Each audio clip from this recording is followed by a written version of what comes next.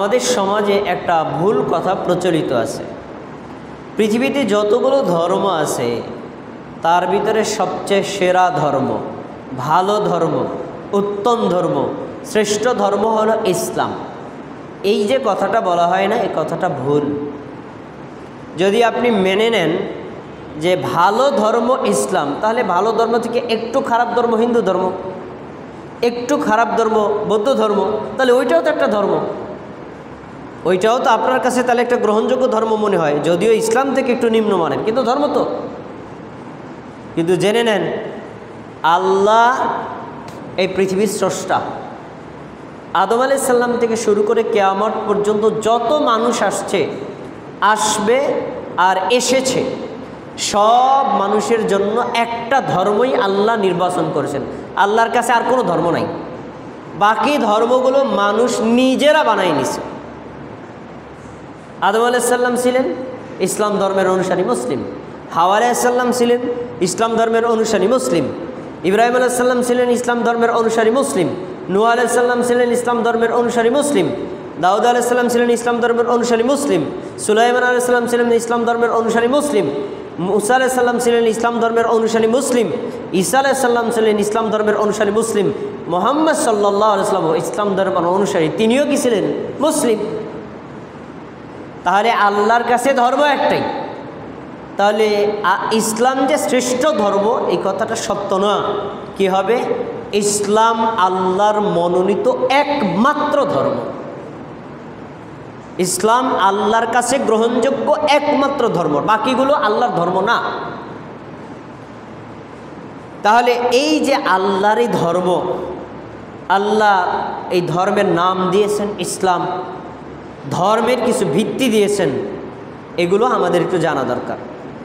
প্রথমে আমরা ইসলাম ধর্মের অর্থ জানার চেষ্টা করব। ইসলাম এটি আরবি 4টি বর্ণের সমন্বয়ে গঠিত। আলিফ সিন মিম, আলিফ সিন লাম আর হলো মিম, আলিফ সিন লাম আলিফ মিম। এখন এই যে ইসলাম, এটা আরবি শব্দ, আমরা বাংলায় ব্যাপক হারে ব্যবহার করি, কিন্তু অর্থটা কি আমরা অনেকে জানি না। কিন্তু যে অর্থটা জানি এটা ভুল। কি? আপনি সাধারণ মানুষ সহ আলেমদেরও জিজ্ঞেস করেন, আমরা যে ধর্ম মানি ইসলাম, অর্থ কি? বলবে শান্তি। আপনি জিজ্ঞেস করেন, যদি শান্তি না বলে আমাকে জিজ্ঞেস করবেন। শান্তি 100 জনের মধ্যে 99 জন লোক বলবে ইসলাম অর্থ শান্তি। এই অর্থটাও ভুল। ইসলাম অর্থ শান্তি না। তাহলে ইসলাম অর্থ কি অশান্তি? অশান্তিও না। ইসলাম শব্দের 3টা অর্থ। 1 নম্বর অর্থ হলো আত্মসমর্পণ করা। এই শব্দটা একটু মুখ দিয়ে বলেন, আত্মসমর্পণ করা।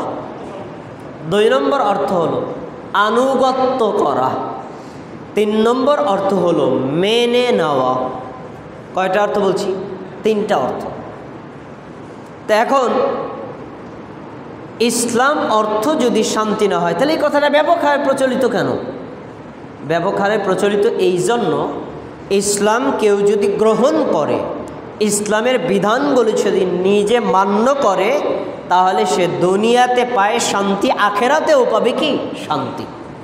এ বিষয়ে একটা হাদিস আছে, সহিহ বুখারীর 7 নম্বর হাদিস। রাসূলুল্লাহ সাল্লাল্লাহু আলাইহি ওয়াসাল্লাম যখন মদিনায় চলে গেলেন, ইসলামী একটা রাষ্ট্রের ভিত্তি স্থাপিত হলো, তখন রাসূল সাল্লাল্লাহু আলাইহি ওয়াসাল্লাম একজন সাহাবীকে তিনি দায়িত্ব দিয়ে চিঠির মাধ্যমে রাজকীয়ভাবে দ্বীনের দাওয়াত দিয়ে পাঠাতেন বিভিন্ন রাষ্ট্রে, মানে রাষ্ট্রদূত হিসেবে। যাও, তুমি গিয়ে আমার পক্ষ থেকে এই দাওয়াতটা পৌঁছে দেবে। তৎকালীন সময়ের রোম রাষ্ট্র, বর্তমানে এই রাষ্ট্রের নাম হলো ইটালি। এই রোমের বাদশার নিকটে নবী মুহাম্মদ সাল্লাল্লাহু আলাইহি ওয়াসাল্লাম একজন সাহাবীর মাধ্যমে একটা চিঠি লিখেছিলেন। ওই চিঠিতে তিনি লিখেছিলেন যে আসলিম তাসলাম, হে রোমের বাদশাহ হিরাক্লিয়াস, তুমি ইসলাম গ্রহণ করো, মানে আত্মসমর্পণ করো। যদি তুমি ইসলাম গ্রহণ করো তাসলাম, তাহলে তুমি শান্তিতে থাকবে। এই যে হাদিস, তাহলে ইসলাম অর্থ শান্তি পাওয়া গেল না ইসলামের ফলাফল শান্তি পাওয়া গেল? ইসলামের ফলাফল শান্তি। কেউ যদি ইসলাম গ্রহণ করে, ইসলামের বিধান মেনে চলে, দুনিয়াতেও থাকবে শান্তিতে, আখেরাতেও কিসে থাকবে? শান্তিতে। তাহলে ইসলাম অর্থ শান্তি না, ইসলামের ফলাফল শান্তি। ইসলাম অর্থ শান্তি, এই কথাটা নাস্তিকদেরও বলতে শোনা যায়। এটা তাদের একটা বড় দুরভিসন্ধি আছে। কি? যখনই আপনি ইসলামের বিরুদ্ধে কেউ কোনো কুৎসা রটাবে, ইসলামকে ক্ষতি করার চেষ্টা করবে, তখন আপনি যখন রুখে দাঁড়াবেন, এটাকে কেন্দ্র করে হয়তো জিহাদ হইতে পারে, যুদ্ধ হইতে পারে, মারামারি হইতে পারে, তখন তারা বলে এই ইসলাম অর্থ না শান্তি, ভাই আপনি অশান্তি করলেন কা? তো অশান্তির সূচনা তো করছে, এটা বলে না। তখন আমাদের ইসলাম ধর্মের অর্থ দিয়ে আমারে বোঝায়, এই ইসলাম অর্থ না শান্তি, তো তুমি মুসলমান, তুমি অশান্তি করো কেন? এটা হলো জিহাদ নামক শ্রেষ্ঠ একটা ইবাদতকে ঠেকানোর জন্য তারা এই অর্থটা ব্যবহার করে। প্রিয় ভাই, তাহলে আমরা ইসলাম অর্থ জানতে পারলাম। ইসলাম অর্থ হলো আত্মসমর্পণ করা, ইসলাম অর্থ হলো আনুগত্য করা, ইসলাম অর্থ হলো মেনে নেওয়া। এখন একটা প্রশ্ন আসতে পারে যে একটা লোক যখন ইসলাম গ্রহণ করবে তখন তাকে বাংলায় কি বলা হবে? তখন বাংলায় তাকে বলা হবে আত্মসমর্পণকারী। কি বলা হবে? আত্মসমর্পণকারী। আচ্ছা, আমরা স্বাভাবিকভাবে বাংলায় ভাষাই বুঝি। আত্মসমর্পণকারী যদি বলা হয় তো উনি কিসের সামনে আত্মসমর্পণ করবে? ইসলাম যে গ্রহণ করলো, সে কিসের সামনে ইসলাম গ্রহণ করলো, কিসের সামনে আত্মসমর্পণ করলো? এটা স্বভাবত একটা প্রশ্ন। কিসের সামনে আত্মসমর্পণ করবে এ বিষয়ে স্পষ্ট একটা আয়াত আছে। আমি সরাসরি আয়াতটাই আপনাকে শোনাচ্ছি। এটা আল্লাহ রব্বুল আলামিন আমাদের জন্য একটা আদর্শ হিসেবে আয়াতটা নাজিল করেছেন। দেখেন, আয়াতটা হলো আমাদের জাতির পিতা, মানে মুসলিম জাতির যিনি একজন আইডল, আদর্শ, ইব্রাহিম আলাইহিস সালাতু ওয়াস সালাম। আল্লাহ তাআলা তাকে বলেছিলেন, যেমন উল্লেখ আছে সূরা বাকারার 131 নম্বর আয়াত, 132 নম্বর আয়াত। কি বলা হলো? ইদ ক্বালা লাহু রাব্বুহু আসলিম। যখন ইব্রাহিমের রব বললেন, ইব্রাহিমের রব কে? আল্লাহ। রব বললেন আসলিম, ইব্রাহিম আত্মসমর্পণ করো, ইব্রাহিম মানো, ইব্রাহিম আনুগত্য করো। তখনই তিনি বলছেন ক্বালা আসলামতু লিরাব্বিল আলামিন। তখন সাথে সাথে তিনি বললেন আমি বিশ্বের প্রতিপালক আল্লাহর সামনে আত্মসমর্পণ করলাম।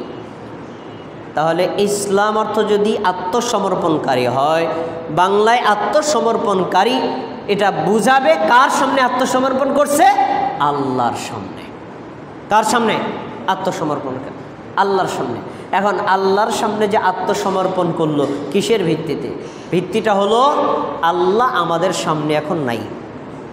আমরা আল্লাহকে চোখে দেখি না, কিন্তু আল্লাহ রব্বুল আলামিন তার নবী মুহাম্মদ সাল্লাল্লাহু আলাইহি ওয়াসাল্লামের মাধ্যমে তার বাণী পৌঁছে দিয়েছেন। সেটার নাম হলো কোরআন।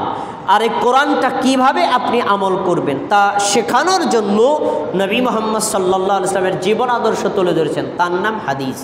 তাহলে একজন মুসলমান আত্মসমর্পণ করবে কোরআনের সামনে, আত্মসমর্পণ করবে হাদিসের সামনে। দুইটা কি হলো? কোরআন আর হাদিস। এই দুইটা বিষয়ের সামনে একজন মুসলমান আত্মসমর্পণ করবে। প্রিয় ভাই, আমরা ইসলাম অর্থ জেনে নিলাম। ইসলাম অর্থ যদি আত্মসমর্পণ করা হয়, কিসের সামনে আত্মসমর্পণ করতে হয় সেটাও আমরা কোরআন থেকে জানলাম। এখন কথা, যদি কেউ আত্মসমর্পণ করে, আল্লাহর বিধানগুলো মেনে নেয়, কোরআনের আলোকে আল্লাহ তাআলা যে বিধানগুলো দিয়েছেন, হাদিসের আলোকে আল্লাহ রাব্বুল আলামিন যে বিধানগুলো দিয়েছেন, এই বিধানগুলো যদি মেনে নেয় তাহলে তার পরিণতি কী হবে? কোরআনের একাধিক আয়াতে আল্লাহ উল্লেখ করেছেন। সূরা আলে ইমরান 20 নম্বর আয়াতটা দেখেন, আল্লাহ কি বলছেন? ফাইন আসলামু, তারা যদি আত্মসমর্পণ করে, তারা যদি আনুগত্য করে, তারা যদি মেনে নেয়। কি মানবে? তারা যদি কোরআন মেনে নেয়, তারা যদি হাদিস মেনে নেয়, তারা যদি কোরআন হাদিসের আনুগত্য করে, ফাকাদ ইহতাদাও, তাহলেই তারা হেদায়েত পেয়ে যাবে। সুবহানাল্লাহ। আমরা নামাজের মধ্যে প্রত্যেক রাকাতে একটা সূরা পড়ি, সূরা ফাতিহা। এই সূরা ফাতিহার 5 নম্বর আয়াতে প্রতিবার আল্লাহর কাছে আমরা বলি কি? ইহদিনাস সিরাতাল মুস্তাকিম, হে আমাদের আল্লাহ, আপনি আমাদের সরল সঠিক রাস্তায় চালান। এই সরল সঠিক রাস্তাই হলো হেদায়েতের রাস্তা। হেদায়েতের রাস্তা পাওয়া যাবে যদি কেউ আত্মসমর্পণ করে। আচ্ছা, এরপরে কেউ যদি বিপরীত করে, কোরআন মানল না, হাদিস মানল না, আল্লাহ এবং আল্লাহর রাসূলের বিধানকে অমান্য করলো, সীমালঙ্ঘন করলো, আত্মসমর্পণ করলো না, ঘাড় বাঁকায়ে চলে গেল, তাহলে কি হবে? আল্লাহ বলছেন ওয়া ইন তাওয়াল্লাউ, যদি তারা মুখ ফিরিয়ে নেয়, ফা ইন্নামা আলাইকাল বালাগ ওয়াল্লাহু বাসীরুম বিল ইবাদ, তাহলে তাদের জেনে রাখা উচিত আল্লাহর দায়িত্ব আল্লাহর বাণী পৌঁছে দেওয়া, নবীর দায়িত্ব আল্লাহর সে বাণীগুলো মানুষের কান পর্যন্ত পৌঁছে দেওয়া। এখন মানা না মানা তোমার কাজ, মানলে তুমি শান্তি পাবা, না মানলে অশান্তি তোমার। এখান থেকে আমরা যেটা পাই, আল্লাহ তাআলার বিধানগুলো যদি কেউ অমান্য করে তাহলে তার পরিণতি হলো অশান্তি, তার পরিণতি হলো গোমরাহি। প্রিয় ভাই, আমরা ইসলাম অর্থ কী পেলাম? আত্মসমর্পণ করা। এই পৃথিবীর প্রত্যেকটা প্রাণী, এমনকি জড় পদার্থ, জীব পদার্থ, ইচ্ছায় অনিচ্ছায় সবাই আল্লাহর বিধানের সামনে আত্মসমর্পণ করে। এমনকি যে নাস্তিক 24 ঘন্টা আল্লাহর বিরুদ্ধে কথা বলে, আল্লাহ বলতে কিছু নাই, দেয়ার ইজ নো গড, আল্লাহর কোনো অস্তিত্ব নাই, সব কিছু প্রাকৃতিকভাবে হয়, মানুষ এগুলো মন গড়াভাবে বানায় নিছে, আল্লাহর কোনো খোঁজখবর নাই, আল্লাহর কোনো স্রষ্টা বলতে কিছু নাই, এ কথা যারা 24 ঘন্টা বলে, তাদেরও আল্লাহ তাআলা যে অঙ্গ প্রত্যঙ্গ সৃষ্টি করেছেন, এই অঙ্গ প্রত্যঙ্গগুলো আল্লাহর বিধান মানে। কীভাবে মানে দেখেন, আমার দিকে একটু তাকাইয়ে কথা বলেন। আল্লাহ তাআলা হাত সৃষ্টি করেছেন কিসের জন্য? ধরার জন্য। হ্যাঁ, আল্লাহ চোখ সৃষ্টি করেছেন কিসের জন্য? দেখার জন্য। আল্লাহ নাক সৃষ্টি করেছেন কিসের জন্য? ঘ্রাণ নেওয়ার জন্য। আল্লাহ মুখ সৃষ্টি করেছেন কিসের জন্য? খাবার খাওয়ার জন্য, কথা বলার জন্য। আল্লাহ তাআলা পা সৃষ্টি করেছেন কিসের জন্য? হাঁটার জন্য। এই নাস্তিকরা পা দিয়ে কি হাঁটে না? এটা কথা বলেন, পা দিয়ে হাঁটে না? মুখ দিয়ে কথা বলে না? মুখ দিয়ে খায় না? হাত দিয়ে ধরে না? চোখ দিয়ে দেখে না? নাক দিয়ে ঘ্রাণ নেয় না? তাহলে তো আর নাস্তিকের প্রত্যেকটা অঙ্গ প্রত্যঙ্গ আল্লাহর বিধান অনুযায়ী চলে। যে নাস্তিক আল্লাহর বিরুদ্ধে 24 ঘন্টা কথা বলে, ও নাস্তিকের অঙ্গগুলো আল্লাহকে মানে। এ কথাও আল্লাহ কোরআনে উল্লেখ করেছে। কোথায়? সূরা আলে ইমরান 83 নম্বর আয়াত আল্লাহ বলছেন, আলাহু আসলামা মান ফিস সামাওয়াতি ওয়াল আরদ তাওআন ওয়া কারাহান, আসমানের ওপরে এবং জমিনের মধ্যে, আসমান জমিনের মাঝখানে যত কিছু আছে সব কিছু ইচ্ছায় অথবা অনিচ্ছায় আল্লাহর বিধানের সামনে আত্মসমর্পণ করে। ইচ্ছায় হোক অথবা অনিচ্ছায় হোক, প্রত্যেকটা বস্তু, প্রত্যেকটা প্রাণী কার বিধান মেনে নেয়? আল্লাহর বিধান। কিন্তু একটা জাতি আছে, তার নাম মানব জাতি, আরেকটা জাতি আছে জিন জাতি। এই দুইটা জাতিকে আল্লাহ তাআলা স্বাধীনতা দিয়েছেন, ইচ্ছা শক্তি দিয়েছেন। এই স্বাধীনতাকে ব্যবহার করে, এই ইচ্ছা শক্তিকে ব্যবহার করে তারা আল্লাহর বিধানকে লঙ্ঘন করে, অথচ প্রত্যেকটা প্রাণী আল্লাহ তাআলার বিধান মেনে নেয়। এরা আল্লাহর কথা দেখেন, ওয়া ইলাইহি ইরজাউন, সব কিছু, যত জড় পদার্থ দেখেন, যত জিরো পদার্থ দেখেন, সব কিছু আল্লাহর সামনে একদিন আত্মসমর্পণ করবে। এরপরে ইসলাম ধর্ম হলো আল্লাহর দেওয়া ধর্ম, আল্লাহর একটাই ধর্ম। এই ধর্ম মেনে নেওয়া প্রতিটি মানুষের জন্য ফরজ। হিন্দু হোক, বৌদ্ধ হোক, খ্রিস্টান হোক, ইহুদি হোক, নাসারা হোক, অগ্নিপূজক হোক অথবা নাস্তিক হোক, সব মানুষের জন্য আল্লাহ একটা ধর্ম দিয়েছেন। এই ইসলাম ধর্ম ব্যতীত কেউ যদি অন্য ধর্ম তালাশ করে, অন্য ধর্ম মেনে নেয়, অন্য ধর্ম আনুগত্য করে, তাহলে কিয়ামতের দিন আল্লাহ তাআলা তার ধর্মটা কখনোই কবুল করবেন না। আর ওই ধর্মের ভিত্তিতে পৃথিবীতে যত আমল করেছে, কোনো আমল আল্লাহর দরবারে কবুল হবে না। কোথায় আছে এটা? এটাও আল্লাহ উল্লেখ করেছেন কোরআনে। দেখেন সূরা আলে ইমরান 85 নম্বর আয়াত, আল্লাহ বলছেন, ওয়া মান ইয়াবতাগি গায়রাল ইসলামি দীনা, যে ব্যক্তি আল্লাহর দেওয়া ইসলাম ধর্ম ব্যতীত অন্য কোনো ধর্ম তালাশ করবে। কেমন? ইসলাম পেয়েছে, মান্য না, অথবা বাপদাদার রসম রেওয়াজ অনুযায়ী সে ইসলাম ধর্ম অনুসারী, কিন্তু এই ধর্ম ত্যাগ করে অন্য ধর্ম চলে গেল। তো যে লোকটা ইসলাম ধর্ম ছেড়ে দিয়ে অন্য ধর্ম তালাশ করবে, অতঃপর সেই ধর্মটা গ্রহণ করবে, সেই ধর্ম হতে পারে হিন্দু ধর্ম, হতে পারে বৌদ্ধ ধর্ম, হতে পারে খ্রিস্টান ধর্মে, হতে পারে ইহুদি ধর্ম, অথবা অন্য যে কোনো ধর্ম হতে পারে, এই ধর্ম যদি সে গ্রহণ করে, আল্লাহ কি বলছেন? ফালাই ইউকবালা মিন, এই ধর্ম আল্লাহর নিকটে কখনোই গ্রহণযোগ্য না। কেন? আল্লাহর ধর্ম কয়টা মনে আছে? আল্লাহর ধর্ম কয়টা? একটা। আল্লাহ একটাই ধর্মে, এই ধর্ম যারা অনুসরণ করবে, এই ধর্মের নিয়ম অনুযায়ী যারা আমল করবে, তাদের আমল কবুল করবেন। এর বাইরে পৃথিবীর অন্য কোনো ধর্ম আল্লাহর কাছে গ্রহণযোগ্য না। এখন কেউ যদি ইসলাম ধর্ম ছেড়ে দিয়ে অন্য কোনো ধর্ম মেনে নেয়, অন্য কোনো ধর্ম আনুগত্য করে, অন্য কোনো ধর্ম অনুযায়ী কর্ম করে, পৃথিবীতে সে যত বড় দানশীল হোক, যত বড় নামাজি হোক, যত বড় রোজাদার হোক, যত বড় হজকারী হোক, তার একটা আমলও কবুল হবে না, বরং অহুয়া ফিল আখিরাতি মিনাল খাসিরিন, সে লোকটা পরকালে মারাত্মক ক্ষতির মধ্যে লিপ্ত হবে, ক্ষতিগ্রস্তদের অন্তর্ভুক্ত হবে। এ কথা কার? আল্লাহর। প্রিয় ভাই, তাহলে আমরা এখান থেকে একটা জিনিস পেলাম যে আল্লাহর নিকটে ধর্ম একটা, এই ধর্ম ছাড়া অন্য কোনো ধর্ম মানা যাবে না, অন্য কোনো ধর্ম বিশ্বাসও করা যাবে না, অন্য কোনো ধর্ম আনুগত্যও করা যাবে না। আমি এই আয়াতটার উপর ভিত্তি করে একটা চমৎকার হাদিস আপনাদের সামনে পেশ করব। আমার ধারণা এই হাদিসটা আপনারা কখনো শোনেননি, হাদিসটা আপনাদের কখনো শোনা হয়নি, তাই আমি এই আয়াতটাকে চমৎকারভাবে একটু বোঝানোর জন্য একটা হাদিস পেশ করছি। হাদিসটা কোথায় আছে? বুখারী হাদিস নাম্বার 3828। হাদিসটা একটা প্রেক্ষাপট আগে বেলে নেই। আমাদের নবী মুহাম্মদ সাল্লাল্লাহু আলাইহি ওয়াসাল্লাম যখন নবুয়ত পেয়েছেন, তখন সৌদি আরব সহ পৃথিবীর সব মানুষগুলো, এই সব মানুষগুলোর মধ্যে মানুষগুলো তিন ভাগে ভাগ ছিল। কিছু মানুষ ছিল ইহুদি, কিছু মানুষ ছিল খ্রিস্টান, আর কিছু মানুষ ছিল হলো মুশরিক। এই মুশরিক বলতে হিন্দু বৌদ্ধ সবাই বোঝায়। তিনটা ধর্মের নিয়ম চলছিল। এখন এই তিন ধর্মের মধ্যে একটা ধর্ম ছিল যেটা আল্লাহর ধর্ম, একটা ধর্ম ছিল যেটা সঠিক তাওহীদের ধর্ম।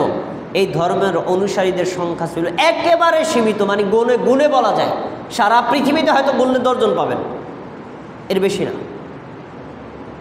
এই ধর্মটার নাম হলো হানিফ সম্প্রদায়। হানিফ ধর্মের নাম কি? হানিফ, হানিফ সম্প্রদায়। এখন এই হানিফ সম্প্রদায় কোথা থেকে এলো তার ঘটনাকে একটু শোনেন।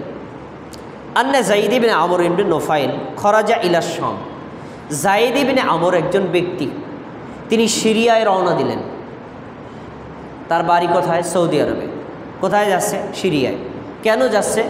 কয় যে আমাদের এই দেশে যে ধর্ম প্রচলিত আছে, আমার বিবেক বলে এটা সঠিক ধর্ম না। উনি কোরআনও পায় নাই, হাদিসও পায় নাই, কোনো কিছু পায় নাই। উনি ওনার বিবেক থেকে বলে যে এটা আল্লাহর ধর্ম না, এটা স্রষ্টার ধর্ম না, আর এটা সঠিক ধর্ম না।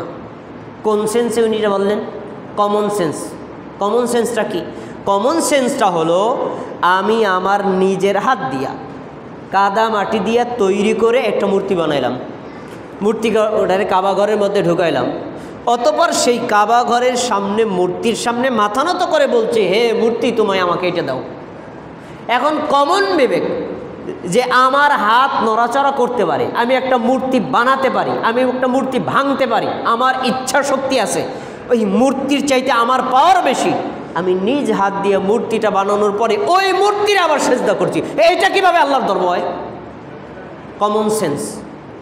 উনি বলছেন কমন সেন্সে মনে হয় না এটা আল্লাহর ধর্ম না। তাহলে আল্লাহর ধর্ম কোনটা, সঠিক ধর্ম কোনটা, এটা তালাশ করার জন্য উনি বের হয়ে যাচ্ছেন সফরে। ইতিহাস শোনেন। খরাজা ইলা শাম, তিনি সিরিয়ায় চলে গেলেন।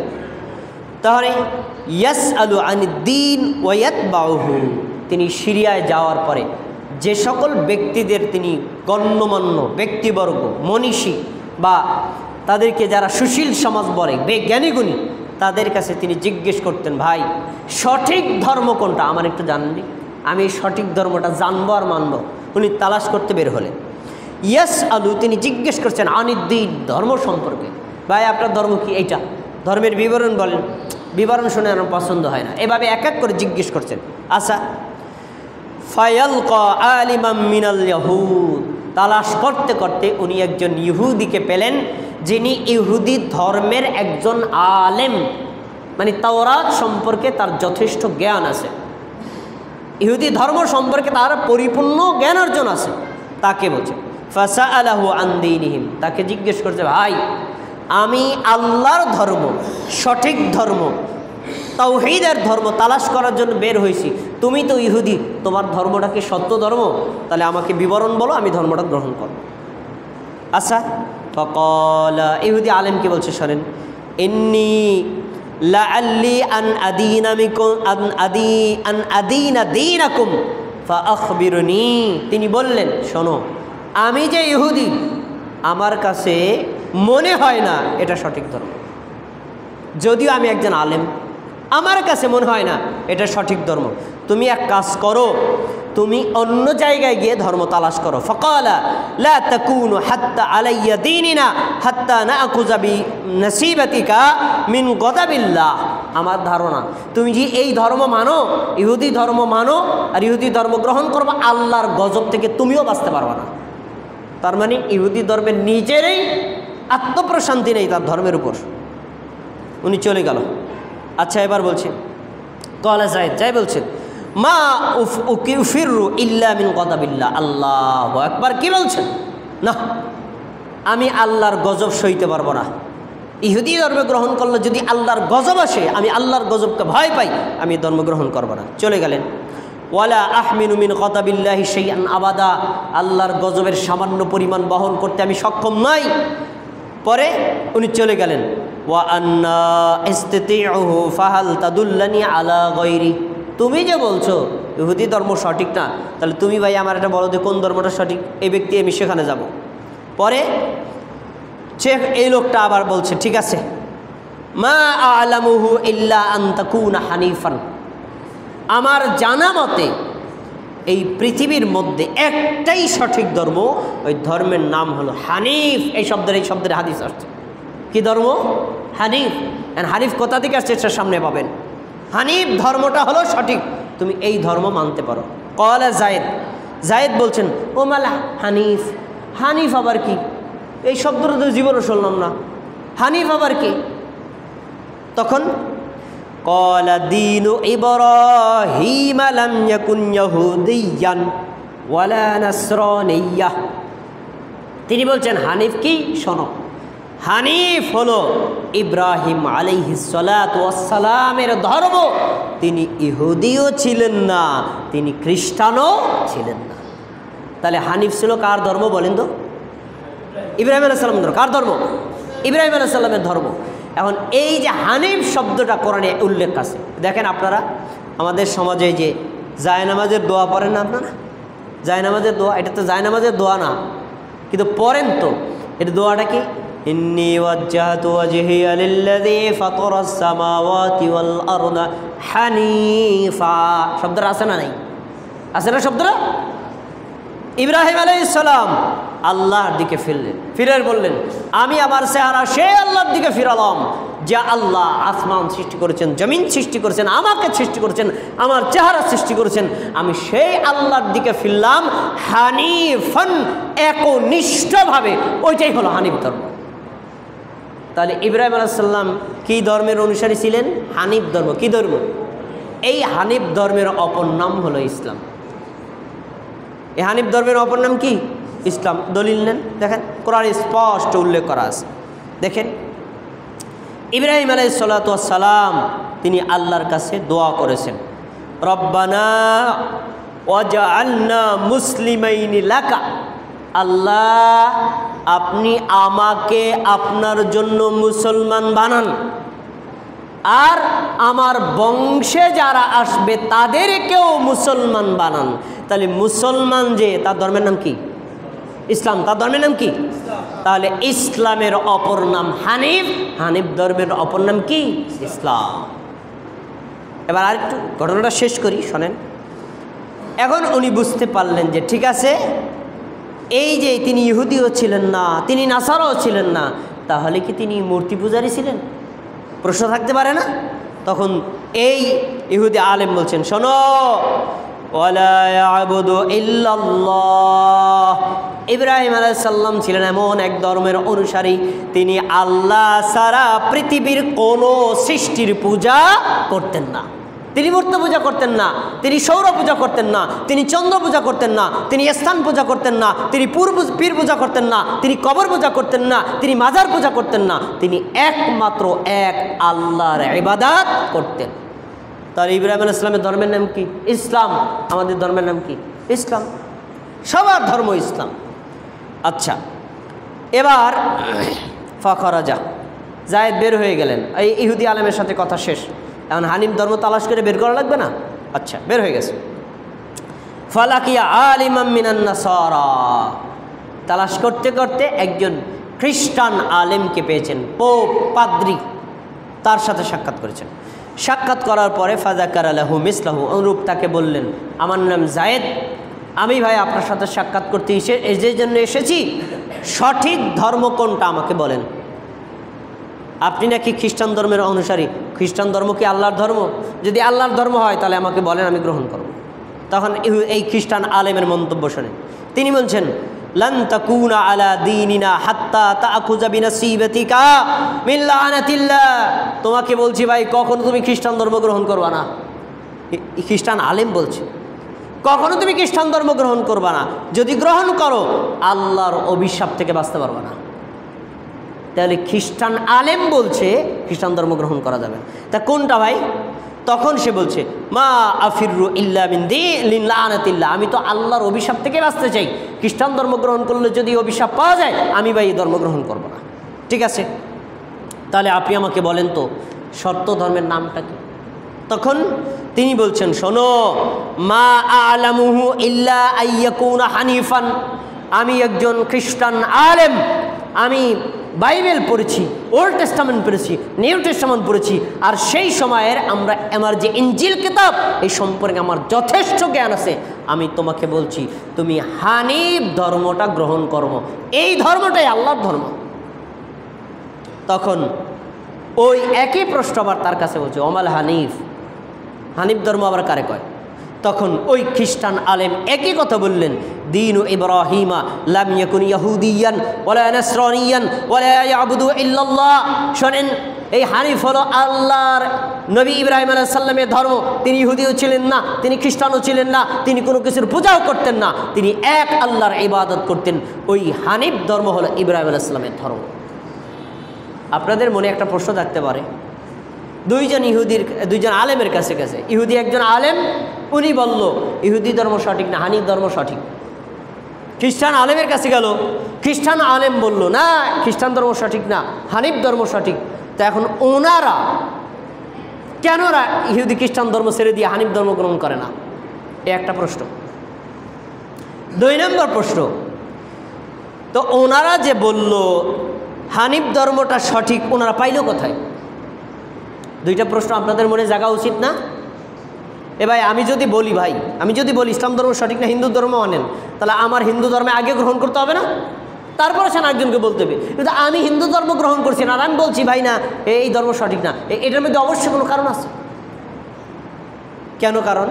এর একটা বড় কারণ জেনে রাখেন। বড় কারণটা হলো এই ইহুদি আলেম জানে আল্লাহর ধর্ম ইসলাম, ইহুদি আলেম জানে আল্লাহর ধর্ম হানিফ ধর্ম, ইহুদি আলেম খ্রিস্টান আলেম জানে আল্লাহর ধর্ম ইসলাম, ইহুদি আলেম খ্রিস্টান আলেম জানে আল্লাহর ধর্ম হানিফ ধর্ম। ওই খ্রিস্ট ধর্ম, ইহুদি ধর্ম এটা আল্লাহর ধর্ম না, তারপরেও সে ওই ধর্ম ছাড়ে না। কেন?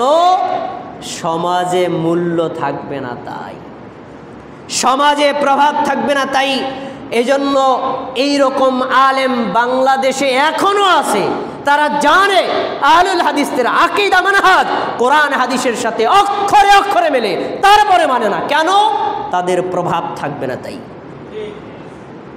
তাদের ক্ষমতা থাকবে না তাই, তাদের জনপ্রিয়তা থাকবে না তাই, তাদের সম্মান কমে যাবে। কিন্তু জেনে রাখেন, দুনিয়ার সম্মানটা আসল সম্মান না, আসল সম্মানটা হলো আখিরাতের সফলতা। দুনিয়াতে কেউ যদি এই সফলতাকে পরিত্যাগ করে, এক আল্লাহর বিধানের সামনে আত্মসমর্পণ করতে পারে, তার জন্য আল্লাহ পরকালকে সুগম রেখেছেন। একটা। 2 নম্বর, ওনারা পেল কোথায়? ওনারা পেয়েছে কোথায়? ওনারা পেয়েছে ওই তাওরাত কিতাবে। ওনারা পেয়েছে কোথায়? ইনজিল কিতাবে। তাওরাত এবং ইনজিল কিতাবে আমাদের নবীর নাম আছে, তার বাবার নাম আছে, তিনি কোথায় জন্ম নেবেন তাও আছে, কিবারে জন্ম নেবেন তাও আছে, তার জন্মের আগে বাবা মারা যাবে তাও আছে, জন্মের পরে মা মারা যাবে তাও আছে, তিনি মরুভূমিতে বসবাস করবেন তাও আছে, তিনি মরুভূমি থেকে সেখান থেকে দিনের দাওয়াত দেবেন তাও আছে, 13 বছর পর্যন্ত জন্মভূমিতে দাওয়াত দিয়ে সেখান থেকে বিতাড়িত হবেন তাও আছে, 10 বছর পর্যন্ত সেখানে মদিনায় গিয়ে সেখান থেকে ইসলামিক স্টেট কায়েম করবেন তাও আছে। সব বিবরণ দেওয়া আছে। এই বিবরণ জানার পরেও তারা মানত না। কেন মানত না? সামাজিক প্রভাব থাকবে না তাই, সম্মান থাকবে না তাই, জনপ্রিয়তা থাকবে না তাই। এই তাওরাত ইনজিলে আল্লাহ রাব্বুল আলামিন শেষ নবী মুহাম্মদ সাল্লাল্লাহু আলাইহি ওয়াসাল্লাম এবং তার সঠিক ধর্মটা একেবারে পুঙ্খানুপুঙ্খরূপে নিদর্শন উল্লেখ করেছেন। আমরা সেই সত্য ধর্ম, আল্লাহর ধর্ম, আল্লাহর মনোনীত ধর্ম ইসলাম গ্রহণ করতে পেরেছি। আমরা কি খুশি না বেজার? খুশি না বেজার? বলেন আলহামদুলিল্লাহ। এই পরে তিনি সেখান থেকে খ্রিস্টান আলেমে থেকে ফিরে আসেন। আসার পরে তিনি বলছেন আল্লাহুম্মা, এই যায়েদ ইবনে আমর বলছেন আল্লাহুম্মা, হে আল্লাহ। তার মানে তৎকালীন সময়ে মানুষ আল্লাহকে বিশ্বাস করতো। আল্লাহুম্মা ইন্নী আশহাদু, আমি সাক্ষ্য দিচ্ছি, আন্নী আলা দীন ইব্রাহিম, আমি ইব্রাহিম আলাইহিস সালামের দিনের উপর থাকলাম, এই ধর্ম ছাড়া অন্য কোনো ধর্ম আমি মানি না। এই যে যায়েদ ইবনে আমর, তিনি একজন। আরেকজন ব্যক্তির নাম আপনারা শুনেছেন, ওয়ারাকা ইবনে নাওফেল, নাম শুনছেন? ওয়ারাকা ইবনে নাওফেল, তিনি ছিলেন হানিফ সম্প্রদায়ভুক্ত। আরেকজন ব্যক্তি আছেন আমাদের নবী মুহাম্মদ সাল্লাল্লাহু আলাইহি ওয়াসাল্লাম, তিনি নিজেও ছিলেন হানিফ সম্প্রদায়ভুক্ত। নবী সাল্লাল্লাহু আলাইহি ওয়াসাল্লাম জন্মের পর থেকে নবী হয়েছেন 40 বছর পরে। এই 40 বছর পর্যন্ত নিজের বংশের, নিজের বাবা, নিজের চাচা, নিজের প্রতিবেশী, নিজের এলাকার লোকদেরকে কবর পূজা, মাজার পূজা এবং মূর্তি পূজা করতে দেখছেন। জীবনে কোনোদিন তিনি মূর্তি পূজা করেন নাই। কেন? তিনি হানিফ সম্প্রদায়ভুক্ত ছিলেন তাই। জন্ম থেকেই তিনি ছিলেন তাওহীদপন্থী, জন্ম থেকেই তিনি ছিলেন শিরকের বিরোধী। প্রিয় ভাইয়েরা, আলহামদুলিল্লাহ, আল্লাহর দয়া, আল্লাহর অনুকম্পা, আল্লাহর মেহেরবানি, আমরা সেই আল্লাহর দেওয়া ধর্ম ইসলাম গ্রহণ করেছি আর ইসলামের উপর অটল থাকার আল্লাহর কাছে প্রত্যাশী। এবার যান, আপনি যে ইসলাম ধর্ম গ্রহণ করবেন, ইসলামের উপর অটল থাকবেন, একটা আয়াত বলছি, তারপরে আলোচনা শেষ করে দিব ইনশাআল্লাহ। পরবর্তী জুমায় বাকি কথাগুলো বলা হবে। দেখেন আল্লাহ রাব্বুল আলামিন কি বলছেন, সূরা আলে ইমরান 102 নম্বর আয়াত আল্লাহ বলছে, ইয়া আইয়ুহাল্লাযীনা আমানু, হে মুমিনগণ। আমরা কি মুমিন না কাফের? কথা বলেন, আমরা কি মুমিন না কাফের? মুমিন না? আমরা মুমিন না? আল্লাহ আমাদেরকে ডাকছে ইয়া আইয়ুহাল্লাযীনা আমানু, হে মুমিনগণ, আমাদেরকে ডাকছে।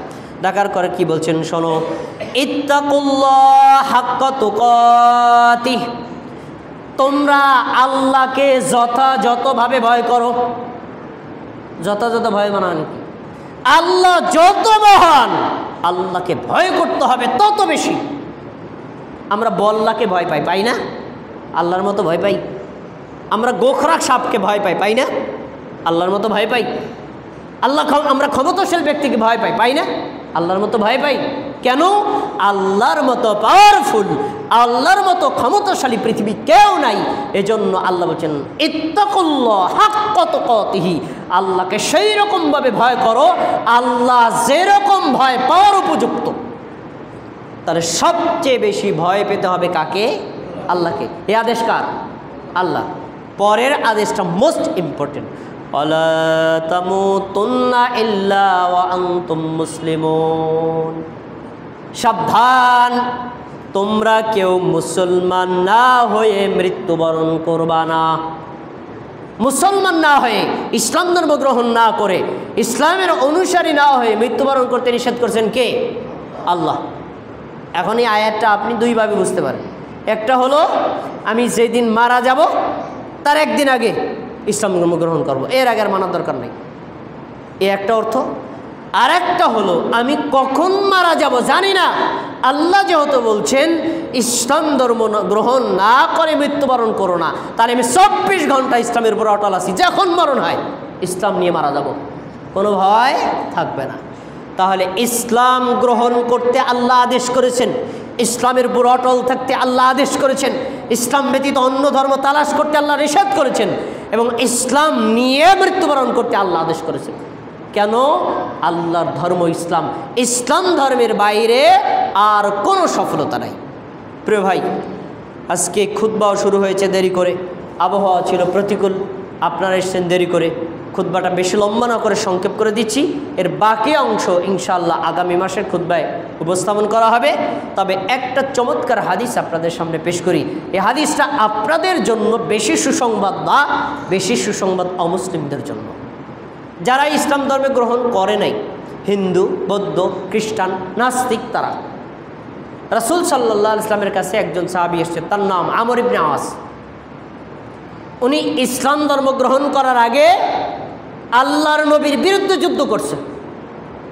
একজন রণকৌশলী সাহাবী আমাদের নবীর কাছে আসছে, আইসে বলছেন উবসুত ইয়ামিনাকা। এটা সবাই আমাদের তাকায় শোনেন। উবসুত ইয়ামিনাকা, আপনার হাতটা প্রসারিত করেন। আমাদের নবীর কাছে এসে বলছে আপনার হাতটা দেন। কেন?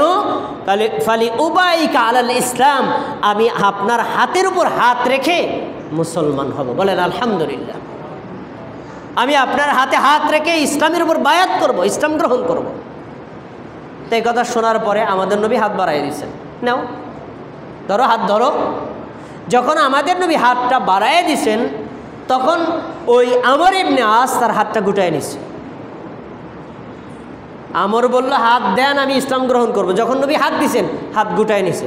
তখন আমাদের নবী বললেন, ইয়া আমর মা লাকা, আমর কি হলো তোমার? তুমি না বললা হাত দিতে, আমি তো হাত দিলাম, ইসলাম গ্রহণ করো। তখন আমর বলছে, আমি ইসলাম গ্রহণ করার আগে একটা শর্ত করতে চাই। আরাদতু আন আশতারিতা। নবী সাল্লাল্লাহু আলাইহি ওয়াসাল্লাম বললেন, বিমাযা তাশতারিতু ইয়া আমর, আমর কি শর্ত করতে চাই? আমর বলতে, তোমার শর্তটা কি? তখন আমর বললেন, হে আল্লাহর রাসূল, আমি একজন পাপিষ্ঠ মানুষ, এত বড় পাপী, আমি স্বয়ং আল্লাহর নবীর বিরুদ্ধে যুদ্ধ করছি। তো আমি যদি এখন ইসলাম গ্রহণ করি, আয়ুব ফারালি, আমার পাপ কি ক্ষমা হবে? আমাকে কি ক্ষমা করা হবে? আমার গুনাহগুলো কি ক্ষমা হবে? আমি যে আল্লাহর রাসূলের বিরুদ্ধে, ইসলামের বিরুদ্ধে, আল্লাহর বিরুদ্ধে যুদ্ধ করছি, এ পাপ কি ক্ষমা হবে? নবী সাল্লাল্লাহু আলাইহি ওয়াসাল্লাম তাকে একটা সুসংবাদ দিয়েছেন। এই সুসংবাদটা শুধু তার জন্য না, কিয়ামত পর্যন্ত আগত প্রতিটি মানুষের জন্য। তিনি বললেন, ইয়া আমর আমা আলিমতা, আমর তুমি কি জানো না, আন্নাল ইসলাম ইয়াহদিমু মা কানা ক্বাবলা, তুমি আজকে যদি ইসলাম গ্রহণ করো, ইসলাম গ্রহণ করার সাথে সাথে তোমার অতীতের যত পাপ আছে আল্লাহ সব পাপকে পুরে ছাই করে দিবেন। বলে সুবহানাল্লাহ। তাহলে অমুসলিমদের জন্য এটা সুসংবাদ। আজকে যদি তার বয়স হয় 100 বছর, 100 বছর পর্যন্ত যত পাপ করেছে, শুধু এখন বলে আশহাদু আল্লা ইলাহা ইল্লাল্লাহ ওয়া আশহাদু আন্না মুহাম্মাদার রাসূলুল্লাহ, এই সাক্ষ্য দেয়। সাক্ষ্য দেওয়ার পরেই যদি মারা যায়, আল্লাহ তার জন্য জান্নাতের ফয়সালা করে দেবে। তাহলে ইসলাম ধর্ম হলো এমন ধর্ম যে ধর্মের অনুসরণ আমরা গ্রহণ করেছি। আমরা কি এতে খুশি না বেজার? আমরা কি এটার উপর অটল থাকবো না ইনশাআল্লাহ? আল্লাহ আমাদের সবাইকে ইসলামের উপর মৃত্যু পর্যন্ত অটল থাকার এবং আমাদের পরবর্তী প্রজন্ম যেন ইসলামের উপর অটল বিচল থাকতে পারে